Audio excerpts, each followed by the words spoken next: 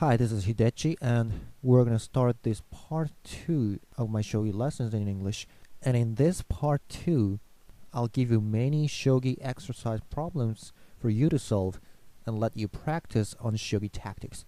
This part 2 won't be so well structured as the part 1. I'm just gonna present many problems that I think are good problems, which I've found in Shogi books, magazines, website, etc. So maybe I'll give you problems rather randomly, one after another, but at least I'm going to make the theme of each problem consistent through one video. So today I'm going to do a video on very basic pawn tactics, and I'll give you 5 or 10 seconds of pause before I show you the answer to each problem. So try and think to find the correct move there. If you need more time, just go ahead and pause the video. So this is the first exercise. Find a good move here. So the answer here is simple. It's pawn 2d. After he took it, you recapture by the rook. Well, if white didn't do anything about this position and live that way, your next move would be definitely pawn to 2c, and you can take either of this bishop or the gold, right? So at this position, white will play pawn to 2c, and now rook falls back to 2h. And now let's see what happened. Now when you compare this position to the original position of this problem, the only difference here is whether the pawn is here or here, right? And in the original position of this problem, it was your turn to play. But now, it's white's turn to play. So actually what you did is you pick up the pawn from here and just put it to here in one move. So you've used the opportunity to make your move for bringing the pawn from here to here. And well, making this pawn exchange, especially on rook's file, gives you 3 advantages. One is that you can have a pawn in hand. So, for instance, maybe you can drop it to here or on the other files. And the second is, now that your rook is aiming directly at your opponent's camp.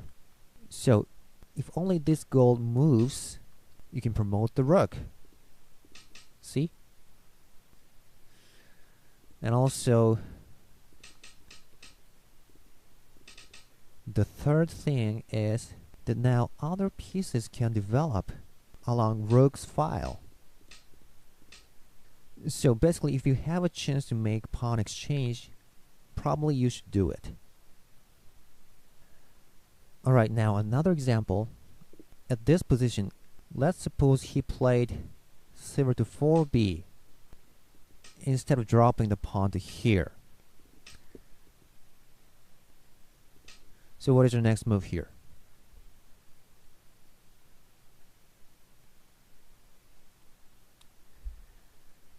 Well, some of you might thought it's pawn to 2c, but this is not a good move. The bishop can easily go back, and nothing happens.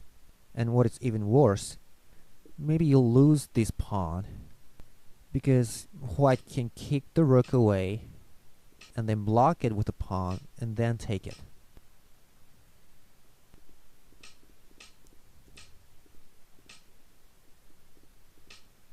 So dropping the pawn to 2c is not a good move here. Well, a good move here is just to take your rook back to your camp.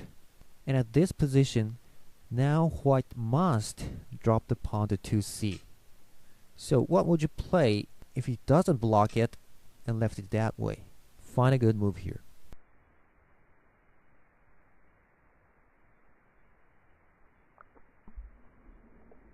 Well, you know it's not the pawn 2c, right?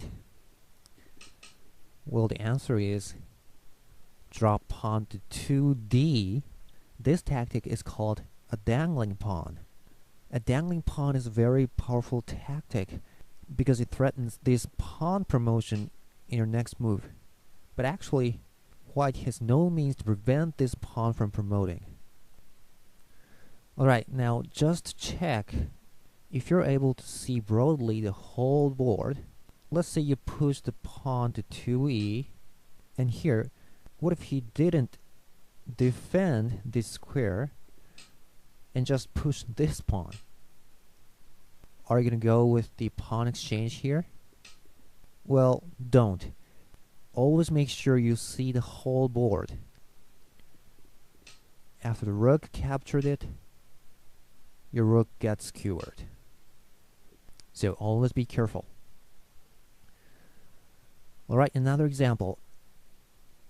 What is a good move here? Yeah, it's the pawn exchange. Pawn 2d, pawn takes and rook recaptures. And after he draws pawn to 2c, where would you let the rook default to? Well, one option is take it back to 2h, but well, then white gets an opportunity to make pawn exchange, right? So a good option here is to take the rook back to 2f, defending this square.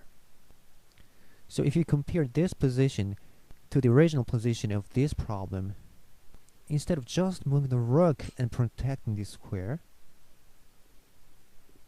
you've made the pawn exchange and also protected this square. So it's like you did two things in only one move.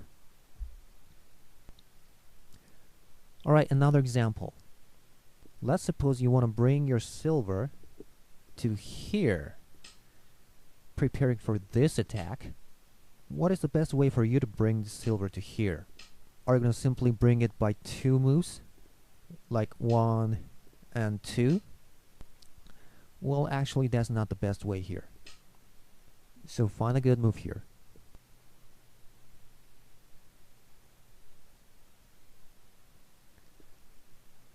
Well, the answer is dropping the pawn to 3e. This tactic is called opposing pawn. After he took it, you retake by the silver. White will drop the pawn to 3d, and then you move back to 2f. Now see what happened. It's as if you've brought the silver from here to here only by one move, right?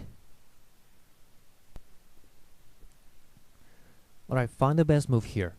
Here you have 3 pawns in hand. You're gonna learn many pawn tactics in this problem, so read the following 5 moves.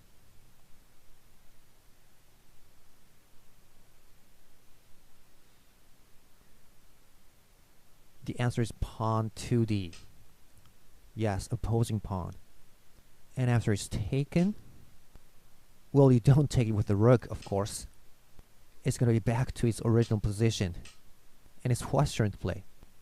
It's like you've just passed your turn to play. So,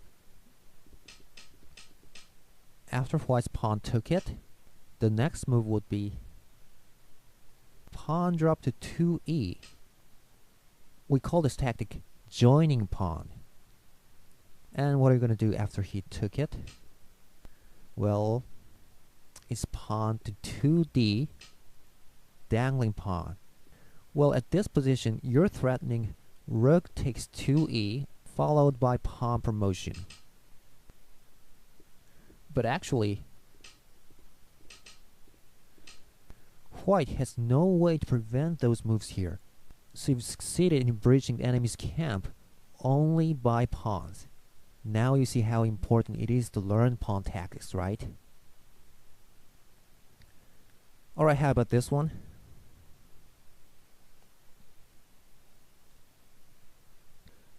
Well, this one is easy.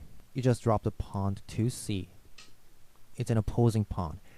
After he takes it, you retake by the silver. And also, if white left it this way and did nothing about it, you just go ahead and promote the pawn, and then promote the silver. So you can break the opponent's front line anyway. Find the best move here. The answer is pawn to 3d.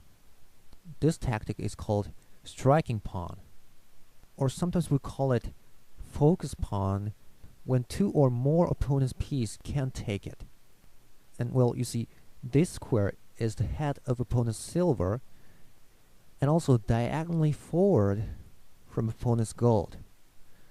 And this kind of square is a weak point to white, because after he took it by the silver's dead, because he can't go back. And also, if he took it by the gold, also captured, because he can't go back.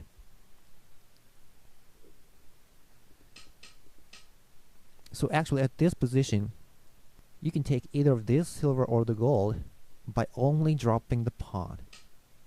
You see, pawn tactics are so powerful. Alright, that's all for today. Take care and I'll see you next time.